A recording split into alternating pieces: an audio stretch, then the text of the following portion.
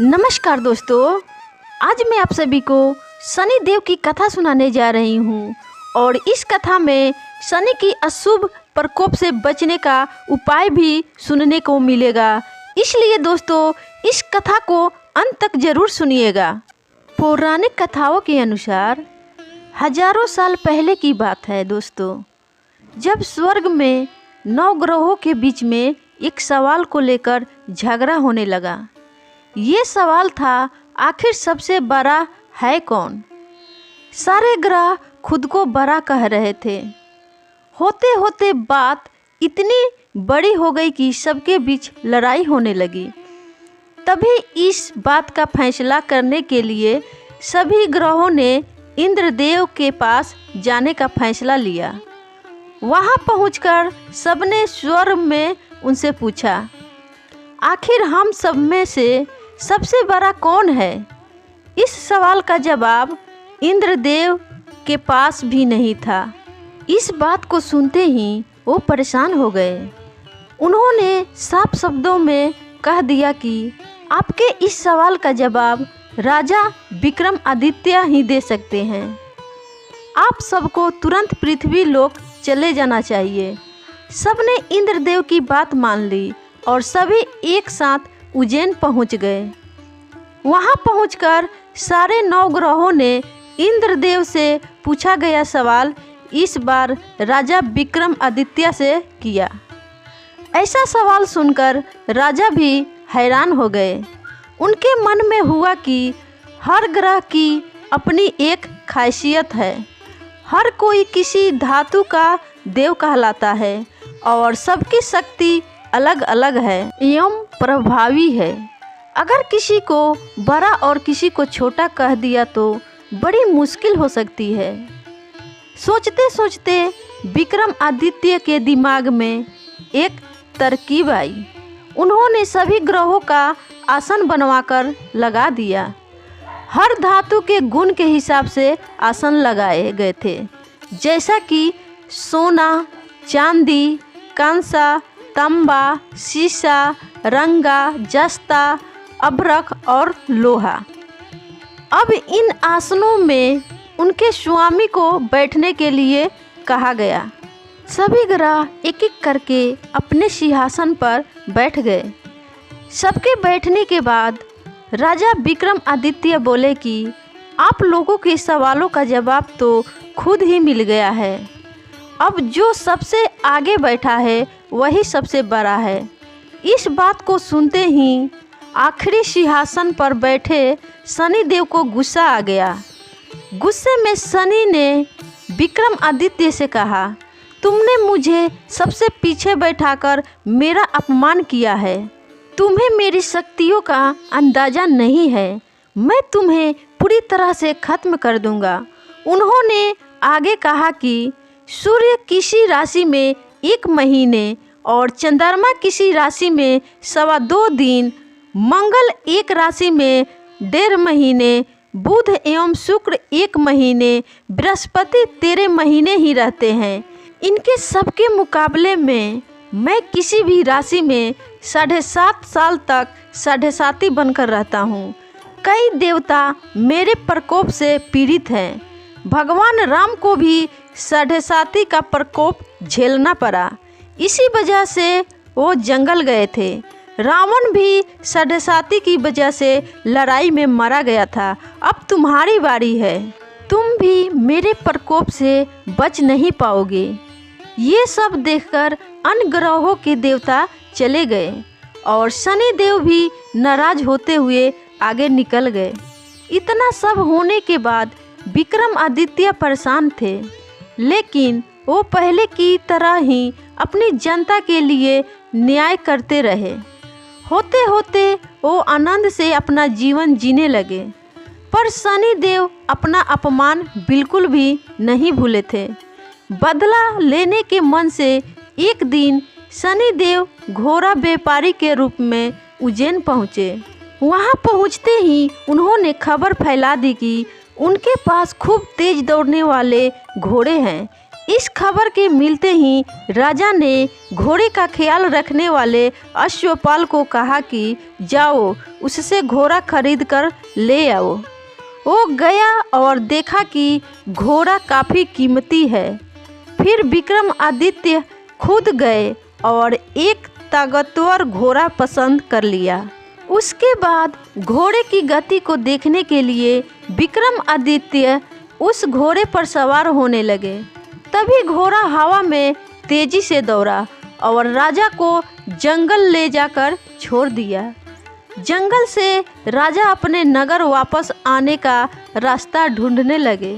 उन्होंने कई घंटों तक रास्ता ढूंढा, लेकिन उन्हें रास्ता नहीं मिला और वो भूख प्यास से तड़पने लगे। कुछ ही देर में उन्हें एक चरवाहा दिखा। उससे राजा ने पानी मांगकर पी लिया और पानी के बदले में उसे अपनी सोने की अंगूठी दे दी। उसके बाद राजा रास्ता पूछते हुए एक नगर पहुँचे। वहाँ सामने ही राजा को एक सेठ जी की दुकान दिखी। वो कुछ देर के लिए वहाँ बैठकर उस सेठ से बातें करने लगे। उसी वक्त सेठ की दुकान की चीज़ें बहुत तेज़ी से बिकने लगी। सेठ को लगा कि राजा उसके लिए भाग्यशाली है, इसलिए वो उन्हें अपने घर खाना खिलाने के लिए ले गए। घर पहुंचकर सेठ कुछ देर के लिए राजा को एक कमरे में छोड़कर बाहर गए। वहां राजा ने एक खूंटी पर हीरे का हार लटका हुआ देखा। तभी एक घंटी बजी और देखते ही देखते खूंटी ने उस हार को निगल लिया। ये सब देखने के बाद राजा बड़ा हैरान हुए। कुछ देर बाद सेठ वहां आया तो उसे वो हार नहीं दिखा। तभी उसे विक्रमादित्य पर हार चोरी करने का शक हुआ। सेठ ने इसकी शिकायत उस नगर के राजा को कर दी। सैनिक विक्रमादित्य को जंजीर में जकड़कर उस राज्य के राजा के पास लेकर गए। राजा ने विक्रमादित्य से पूछा वो हार कहाँ है। उन्होंने जवाब दिया उसे वहाँ की खूंटी निगल गई जिसमें वो हार टंगा हुआ था। इस बात को सुनते ही राजा गुस्से से लाल हो गए। राजा जवाब से संतुष्ट नहीं थे, इसलिए उन्होंने विक्रमादित्य को हीरे के हार का चोर घोषित करते हुए हाथ पांव काटने की सजा सुना दी। सैनिकों ने राजा का आदेश मानते हुए विक्रमादित्य के हाथ पांव काटकर उसे सड़क पर यूं ही छोड़ दिया। सड़क पर इस तरह से पड़े हुए विक्रमादित्य को कई दिन हो गए थे। एक दिन तेली को उन पर दया आई और उन्हें अपने घर लेकर चला गया। उन्हें बैल हाँकने वाले कोल्हू की जगह काम दिया। अब विक्रमादित्य रोज बैलों को आवाज़ देकर उन्हें हाँकते थे। रोज बैलों को हाँकने का काम करने पर विक्रमादित्य को बदले में खाना मिलता था। इसी तरह होते होते 7.5 साल बीत गए।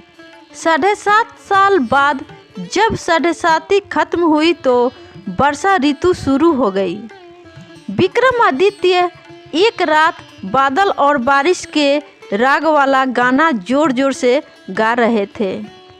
तभी उस नगर की राजकुमारी पास से ही गुजर रही थी। उसने वो गाना सुना और दासी को कहा कि पता लगाओ वो कौन है। दासी ने ठीक वैसा ही किया। वो कुछ देर बाद लौटकर आई और कहा कि वो एक राजा है जिसे हीरे का हार चुराने की सजा के रूप में अपंग कर दिया गया है।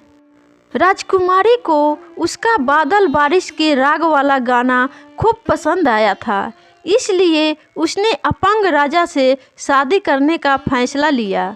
इस बारे में जब राजकुमारी ने अपने माँ बाप को बताया तो उन्होंने इस रिश्ते से इनकार कर दिया। विक्रमादित्य के संगीत पर मोहित उस राजकुमारी ने जिद पकड़ ली कि वो शादी करेगी तो विक्रमादित्य से ही करेगी, वरना वो अपने प्राण त्याग देगी। बेटी की जीत के आगे हारकर उन्होंने उसकी शादी विक्रमादित्य से करवा दी। शादी के बाद राजकुमारी भी विक्रमादित्य के साथ तेली के घर चली गई। विवाह की रात को ही विक्रमादित्य के सपने में शनिदेव आए और कहा कि अब तो तुम्हें मेरे प्रकोप का पता चल ही गया होगा। अपने दंड की सज़ा मैंने तुम्हें इस तरह से दी है। सपने में ही दुखी राजा ने शनिदेव से माफ़ी मांगी और प्रार्थना करते हुए बोले, आपने मुझे जितना दुख दर्द दिया है उतनी किसी और को मत देना शनिदेव जी। विक्रमादित्य की प्रार्थना सुनकर शनिदेव को अच्छा लगा। उन्होंने सपने में ही उन्हें बताया कि जो भी इंसान मेरी पूजा करेगा, मुझ पर ही मन लगाकर ध्यान करेगा, मेरी कथा सुनेगा, चींटियों को आटा खिलाएगा, वो मेरे प्रकोप से हमेशा बचा रहेगा। साथ ही मैं उनके मनोरथ भी पूरा करूँगा। सपने में ये सब देखते ही विक्रमादित्य की नींद खुल गई और उनके हाथ पांव भी लौट आए थे। अपंग से छुटकारा पाकर वो बहुत खुश हुए। उन्होंने मन से शनिदेव को धन्यवाद किया। इसके बाद विक्रमादित्य ने अपनी पत्नी को शनिदेव के प्रकोप की पूरी कहानी सुनाई। तभी सेठ को भी पता चला कि वो अपंग इंसान राजा विक्रमादित्य है। उसने दौड़कर राजा से माफ़ी मांगी। राजा ने भी उसे माफ़ कर दिया, क्योंकि उन्हें पता था कि ये सब कुछ शनिदेव जी की वजह से हो रहा है। सेठ ने दोबारा विक्रमादित्य को अपने साथ घर चलने के लिए कहा। वहाँ सब मिलकर खाना खा रहे थे। उसी समय एक और हार को खूंटी ने निगल लिया। इस दृश्य को सबने देखा और हैरान हो गए। कुछ देर बाद सेठ को अपनी करनी पर पछतावा हुआ और उन्होंने अपनी बेटी की शादी विक्रमादित्य से कर दी। विवाह में सेठ ने उन्हें खूब सारे आभूषण दिए। अब राजा विक्रमादित्य अपनी दोनों पत्नियों के साथ राज्य वापस पहुँचे। वहाँ धूमधाम से उनका स्वागत हुआ। अगले ही दिन विक्रमादित्य ने यह घोषणा करवा दी कि सारे ग्रहों में सबसे श्रेष्ठ शनिदेव हैं। दोस्तों, अगर आप सभी को शनिदेव के अशुभ प्रकोप से बचना है तो इस उपाय को भी करना चाहिए, जो कि मैं अभी सुनाने जा रही हूँ। अंत तक जरूर सुनिएगा दोस्तों। शनिदेव को न्याय का देवता बताया गया है। व्यक्ति के कर्मों के अनुसार शनिदेव लोगों को उचित फल और दंड भी देते हैं। यदि शनिदेव की दृष्टि किसी व्यक्ति पर बिगड़ जाए तो उसे लेने के देने पड़ जाते हैं। इसलिए शनिदेव के अशुभ प्रकोप से बचना है आपको दोस्तों, तो सबसे पहले शनिदेव को खुश करिए। अगर आप सही में शनिदेव की कृपा पाना चाहते हैं तो आपको गरीब ज़रूरतमंदों को दान पुण्य करते रहना चाहिए। शनिदेव की कृपा के पात्र बनने के लिए ज़रूरतमंदों को काले चने, काले तिल, उड़द दाल और स्वच्छ कपड़े सच्चे मन से दान करते रहना चाहिए। और शनिवार के दिन सूर्य उदय से पहले उठकर नहाकर पीपल के पेड़ में काला तिल डालकर जल चढ़ाना चाहिए। और काला कुत्ता या कौवा को रोटी भी खिलाना चाहिए। और हनुमान जी की पूजा आराधना भी करनी चाहिए, क्योंकि हनुमान जी और शनि देव का गहरा नाता है। दोनों के बीच मित्रता का रिश्ता है। यदि कोई व्यक्ति शनिवार के दिन हनुमान चालीसा का पाठ करता है तो उस पर शनि देव की विशेष कृपा बनती है। और साथ में शिव जी की भी आराधना पूजा करनी चाहिए, क्योंकि भगवान भोले शंकर जी को शनिदेव गुरु मानते हैं। इसलिए जो व्यक्ति भगवान शिव की आराधना करता है, शिवलिंग पर तिल डालकर जल चढ़ाता है, शनिदेव सदैव अपनी विशेष कृपा उस व्यक्ति पर बनाए रखते हैं। तो उम्मीद करती हूँ दोस्तों आपको ये कहानी पसंद आई होगी और ये जानकारी भी अच्छी लगी होगी। तो देरी किस बात की दोस्तों, इस कहानी को लाइक करिए, शेयर करिए दोस्तों, और इस चैनल को भी सब्सक्राइब करिए। और शनि देव के अच्छे प्रभाव पाने के लिए जो भी उपाय इसमें बताए गए हैं वो उपाय करिए, अच्छे कर्म करिए दोस्तों और अच्छा फल पाइए। धन्यवाद दोस्तों वीडियो फुल वॉच करने के लिए।